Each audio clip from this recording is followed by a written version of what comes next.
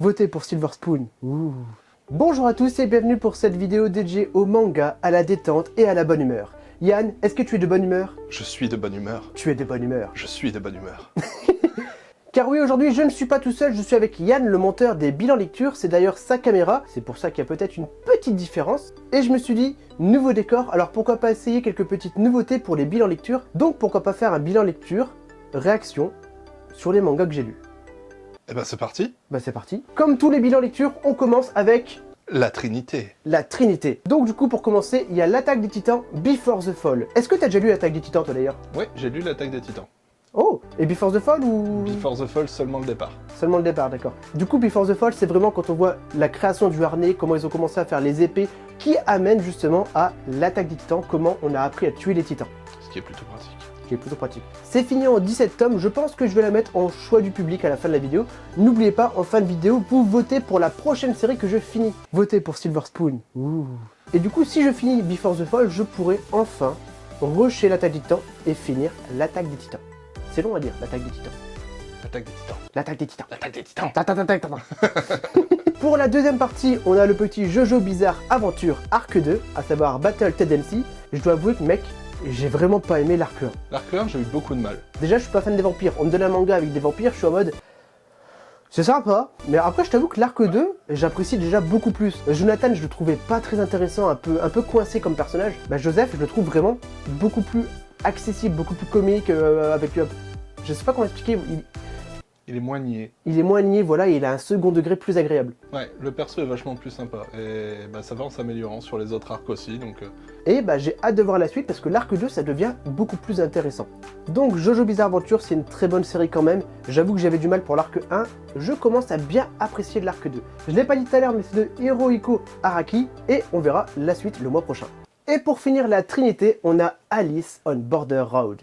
Est-ce que tu as été sur Netflix et pour regarder Alice in Borderland? Ouais, j'ai tout vu Alice in Borderland sur Netflix. Je les ai pas lus, mais je les ai vus. Et bah si tu veux, c'est une espèce de spin-off, ça se passe...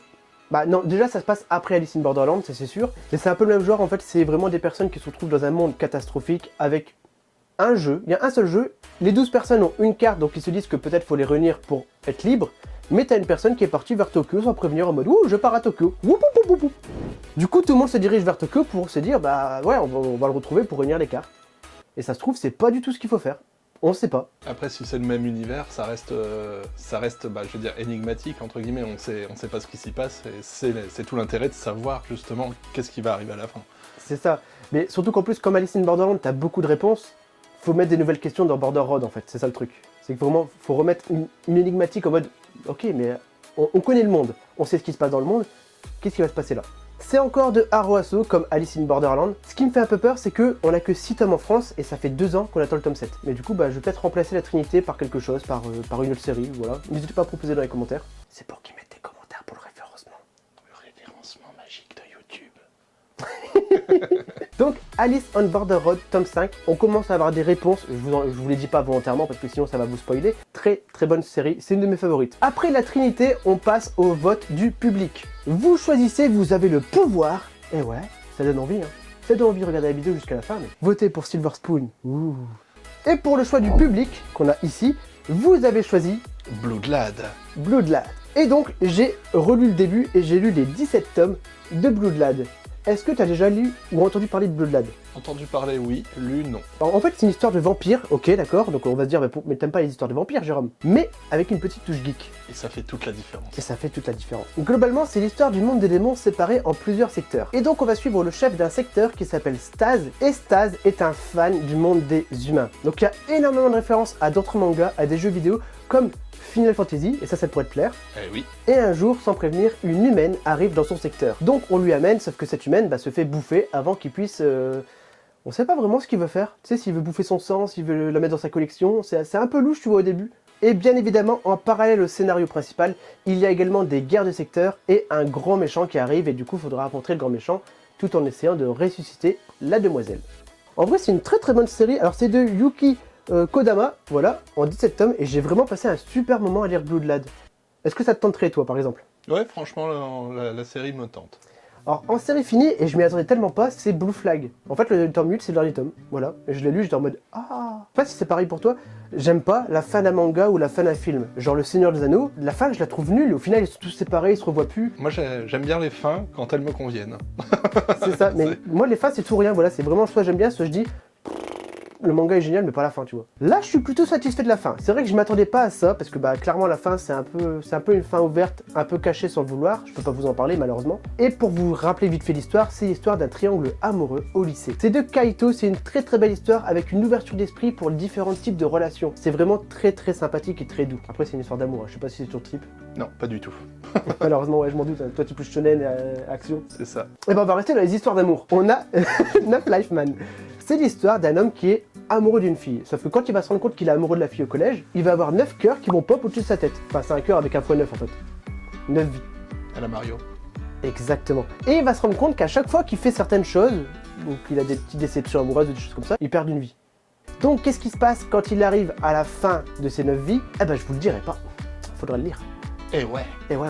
Après je vous rassure, c'est un one shot, ça se lit très vite. Puis c'est toujours intéressant, en plus en one shot, ça te permet de pas t'investir de trop dans une série. En fait, il y a des petites histoires comme ça, tu te dis ouais, c'est un one shot, c'est une histoire, point barre. Et t'as pas besoin d'investir une grosse série, et non, j'aime bien aussi. De temps en temps, c'est revigorant. Tu fais une pause dans les grosses séries. Donc, très très bonne série, c'est de Monday Recover. Et d'ailleurs, c'est Mao qui me l'a envoyé gratuitement, donc encore merci Mao. Petite maison d'édition française, je refais la petite pub discrètement. On a fini avec les séries finies. Et oui, parce que j'ai pas fini, j'ai fini 3 séries au final. C'est pas mal, mais j'avoue que c'est pas énorme non plus pour ce mois-ci. Et on va passer aux séries que j'ai poursuivies. Yann, est-ce que tu aimes la guerre? Oui. Est-ce que tu aimes l'histoire? Oui. Est-ce que tu aimes l'action? Oui. Tu devrais alors aimer Kingdom of Knowledge. Oui. Oui. Est-ce que tu aimes les trolls, les orques, les elfes et tout aussi d'ailleurs? Oui. J'ai oublié de le dire, mais c'est quand même dedans en fait. Bah ça se voit. Oui, c'est un elfe. Belles oreilles. Ouais. Kingdom of Knowledge, c'est le manga que j'ai complètement sous-coté. En fait, je voulais pas le lire au début, j'avais les 2 premiers tomes, et je me suis dit, ouais, ça a pas l'air fou, c'est un peu comme The Arms Peddler. C'est l'histoire du monde des humains dans le futur. On est tellement loin dans le futur que maintenant il y a des orques, des elfes, des trucs comme ça, et l'homme a régressé tellement qu'il a tout perdu. Il n'y a plus de technologie, il n'y a plus d'histoire, il a vraiment tout perdu, il n'y a plus rien.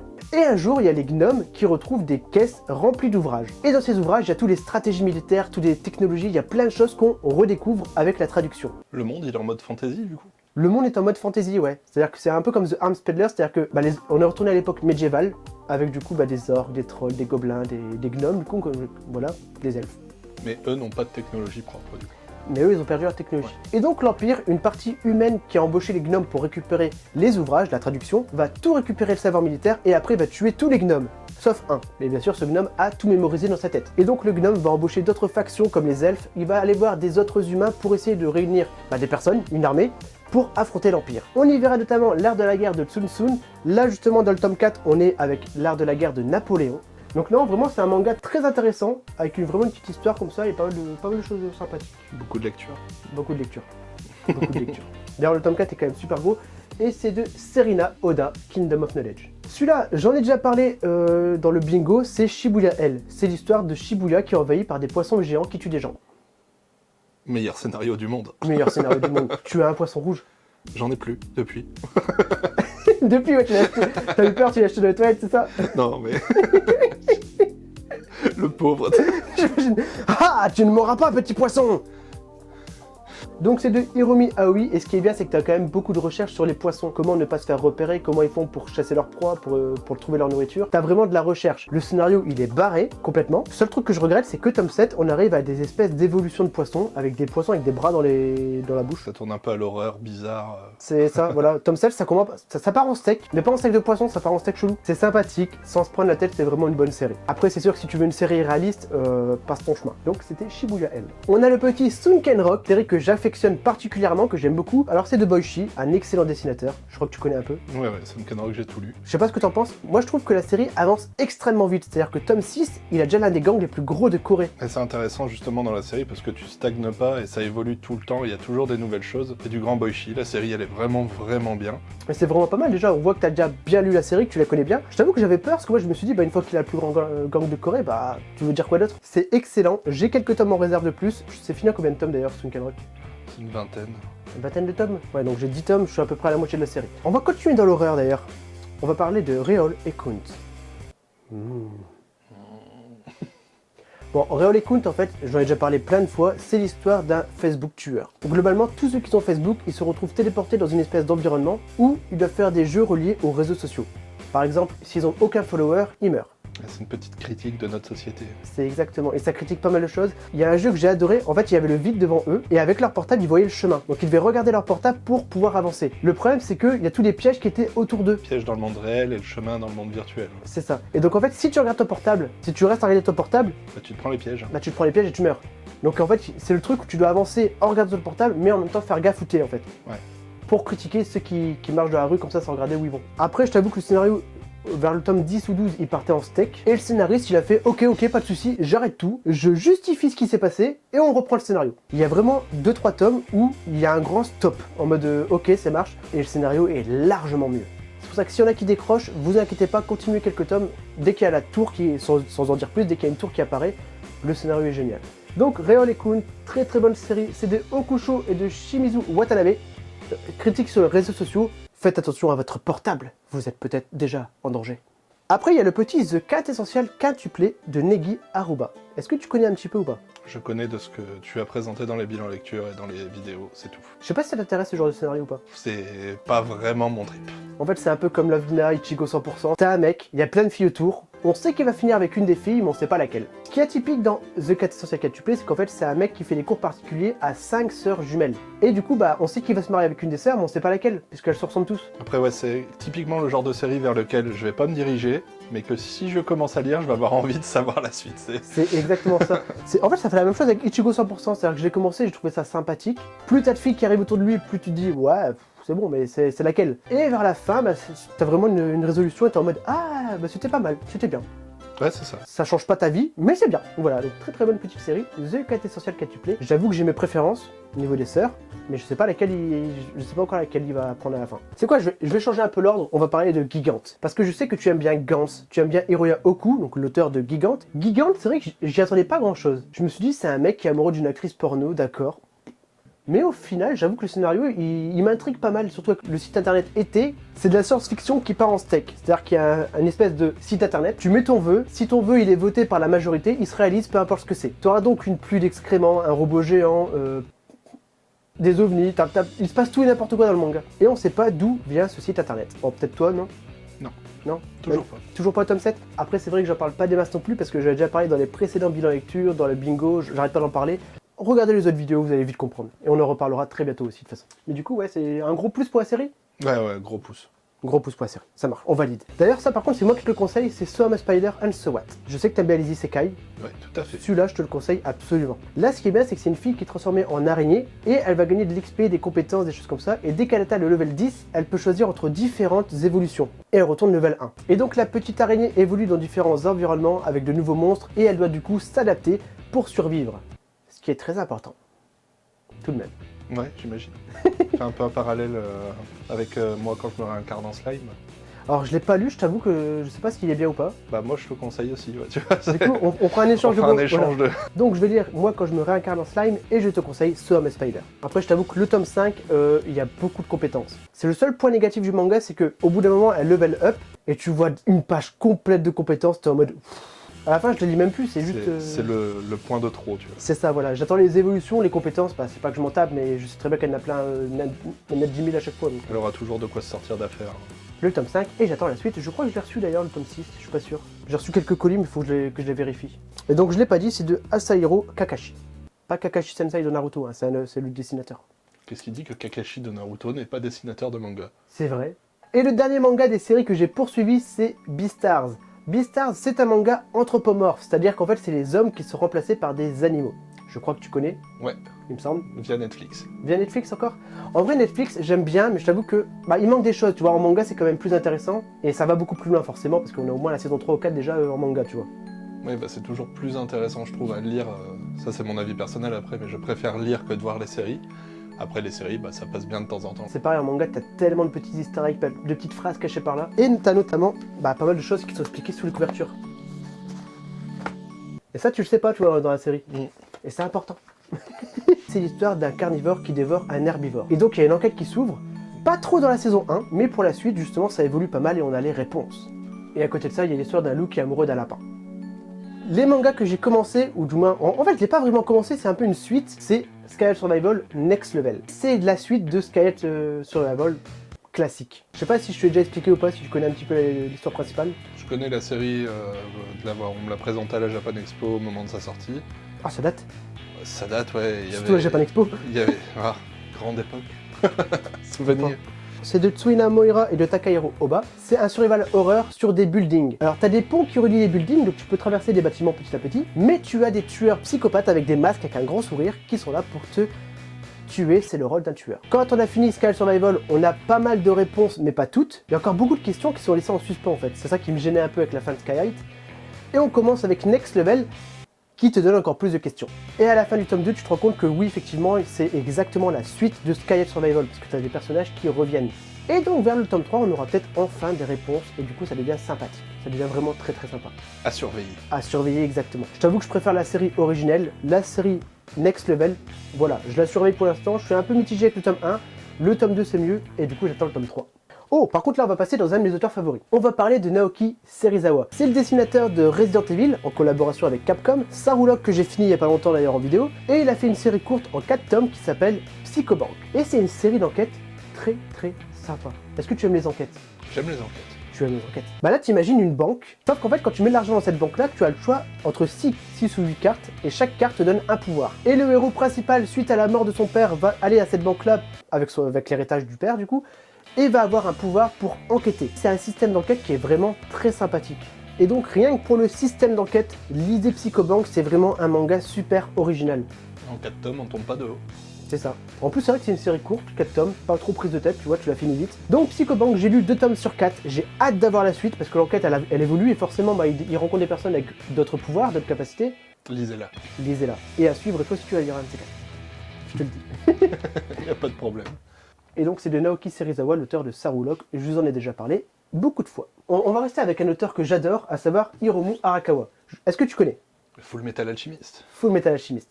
Et donc elle a fait Silver Spoon, parce que je sais pas si tu le sais, mais à la base Hiromu Arakawa, elle est d'originaire d'Hokkaido. Ouais, tu m'en avais déjà parlé. À savoir une terre agricole, c'est d'ailleurs pour ça que son avatar c'est une vache. Donc ce manga c'est l'histoire de l'agriculture, plus particulièrement d'une école agricole, et c'est pas un manga qui est positif ni négatif. Tu vois, ça va pas te dire c'est tout beau l'agriculture, c'est tout, non, non. C'est, tu vois le cochon il est mignon, tu l'aimes, tu lui donnes un prénom, on le bouffe dans une semaine. Tu vois également les différents types d'élevage, des éleveurs qui aiment leurs animaux, d'autres qui sont en mode non j'ai 800 bêtes, c'est de la rentabilité point barre. C'est la réalité du milieu. Voilà, c'est la réalité du milieu, il est super intéressant. Lisez le Silver Spoon, lisez Full Metal Alchemist, lisez du Hiromu Arakawa. Et je vais le mettre d'ailleurs en choix du public parce que j'ai quasiment toute la série, ça m'arrangerait de l'avoir en choix du public. Subliminal. J'essaye de convoyer vos votes. Votez pour Silver Spoon. Ouh. Ensuite, avant-dernière série du coup, parce qu'on va quand même continuer, on a Yosakura Family. C'est un shonen pareil que j'ai complètement sous-estimé. C'est l'histoire d'un jeune garçon, sa famille est morte. Waouh! Il a plus de famille, ils sont tous morts dans un accident de voiture. Voilà, fin. C'est la fin. Du coup, le jeune garçon, il a peur de s'attacher aux gens parce qu'il se dit bah ouais, mais si je m'attache à eux, bah ils vont crever, donc ça sert à rien de s'attacher aux gens, j'ai peur moi. Sauf qu'il y a une demoiselle dans sa classe qui est très très proche de lui et qui lui dit bah écoute, c'est pas grave, tu vas venir dans ma famille, qui est une famille d'agents secrets. La maison est piégée de partout, le grand frère est pas d'accord donc il veut tuer le héros principal et du coup il va devoir apprendre à survivre, à s'entraîner. Donc vraiment c'est un manga assez comique, il y a quelques petits trucs où tu te dis ouais c'est clairement un manga. Donc Yosakura Family. J'ai pas dit l'auteur d'ailleurs, c'est de Itsuji Kodaira. Voilà, c'est une bonne série, mais comme on l'a dit, c'est pas transcendant non plus. Et donc le dernier manga du bilan lecture, c'est The Fable. Est-ce que tu aimes bien tout ce qui est Furio? C'est vrai qu'on parle pas souvent de Furio. J'avoue que c'est pas un domaine que je connais bien en fait. Les Furio c'est un peu comme Young GTO. Après j'ai pas beaucoup d'exemples en Furio. Mais ça me fait penser beaucoup à GTO. T'as vraiment le côté où il est ultra fort, ultra badass, mais il est un peu maladroit, un peu con, il gère pas trop ce qu'il doit faire. C'est une petite confidence, j'ai pas lu les GTO. Fin de vidéo. Donc The Fable, on va quand même expliquer le scénario, c'est l'histoire d'un tueur à gages. C'est un mec qui tue des gens et il est ultra fort dans ce domaine. C'est-à-dire qu'une balle à mort. Efficacité, rentabilité. Voilà, exactement. Sauf qu'il a tellement tué de gens que son patron lui dit bah là, va falloir être un petit peu plus discret et il va aller du coup se cacher dans un gang de Yakuza. Peut-être pas la meilleure des idées. le meilleur environnement pour être au calme. C'est ça, voilà. Donc on leur prête une maison dans une autre ville où ils doivent faire semblant d'être gentils et monsieur tout le monde, monsieur gentil, voilà. Sauf que comme il aime bien se battre et il aime bien tuer les gens, bah dès qu'on le fait chier, bah il tabasse des gens. Ouais, la moindre petite provocation, bah. C'est ça. Donc c'est clairement un Furio, c'est un mec sans passion à part tuer des gens, qui doit faire le monsieur gentil. J'ai hâte d'avoir la suite, c'est un très très bon petit Furio, c'est Luchisco qui me l'avait conseillé, c'est un autre youtubeur manga. Et il y a une petite patte à la GTO quand même, je sais pas, un petit sous-entendu que j'aime bien quand même. Lisez The Fable, c'est une très très bonne série. Avant de partir, n'oubliez pas, vous allez voter pour la série, je suis en train de perdre l'équilibre, que je vais finir pour le prochain bilan lecture. Donc pour fêter le décor, parce que j'aime beaucoup, on va faire un choix titanesque. Vous avez le pouvoir entre Silver Spoon, comme je vous l'ai dit, une série, s'il vous plaît, votez quand même pour Silver Spoon parce que j'aimerais bien la finir. L'attaque des titans, Before the Fall, attention, Fuka et The Promised Neverland. Vraiment, 4 séries, pour moi, elles sont ultra badass. Voilà. Silver Spoon un peu moins, mais c'est celle que j'ai envie de lire le plus. Vous avez le choix, je vous influence pas du tout. Donc pour voter, il suffit de s'abonner à la chaîne. Oui, c'est une condition pour participer. Tu es abonné? Je suis abonné, je peux voter, je vais voter. Abonnez-vous. Ensuite, vous allez dans l'onglet communauté et vous avez le vote. Vous choisissez entre les 4 mangas et je finirai la série pour le prochain bilan lecture. Sur ce, je vous souhaite une bonne journée. N'hésitez pas à vous abonner. Merci à toi Yann d'être passé pour le bilan lecture. Ah bah merci à toi de m'avoir reçu. Pas de soucis. N'hésitez pas à dire merci à Yann pour le montage de cette vidéo puisque c'est lui qui fait le montage des bilans lecture. Yann, on se retrouve bientôt pour de prochaines aventures. Tout à fait. Sur ce, je vous souhaite une bonne journée. À très bientôt. Salut tout le monde.